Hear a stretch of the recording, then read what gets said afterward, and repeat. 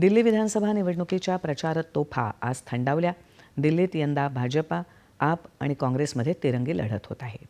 आजच्या प्रचाराच्या शेवटच्या दिवशी तिन्ही पक्षाच्या स्टार प्रचारकांची शहरभर प्रचार फेऱ्या, घरोघरी प्रचार आणि जाहीर सभा झाल्या. केजरीवाल यांच्या आम आदमी पार्टीनं 10 वर्ष दिल्लीतल्या जनतेच्या प्रश्नांकडे दुर्लक्ष केलं, मोहल्ला क्लिनिकच्या नावाखाली घोटाळा केला, रस्त्यांची दुरवस्था केली असा आरोप केंद्रीय गृहमंत्री अमित शहा यांनी आज केला. भाजपा जे सांगते ते करून दाखवते असं सांगून अयोध्येत श्रीराम विराजमान झाल्याकडे त्यांनी लक्ष वेधलं. 2026च्या मार्चपर्यंत नक्षलवादाचा पूर्ण बिमोड करणार असल्याचा त्यांनी पुनरुच्चार केला. दरम्यान काँग्रेसनं भाजपा आणि सत्ताधारी आप पक्षावर कडाडून टीका केली.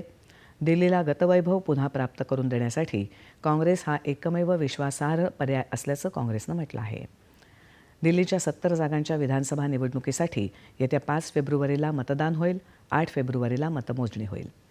1.5 कोटीहून अधिक मतदार 699 उमेदवारांचं भवितव्य ठरवणार आहेत.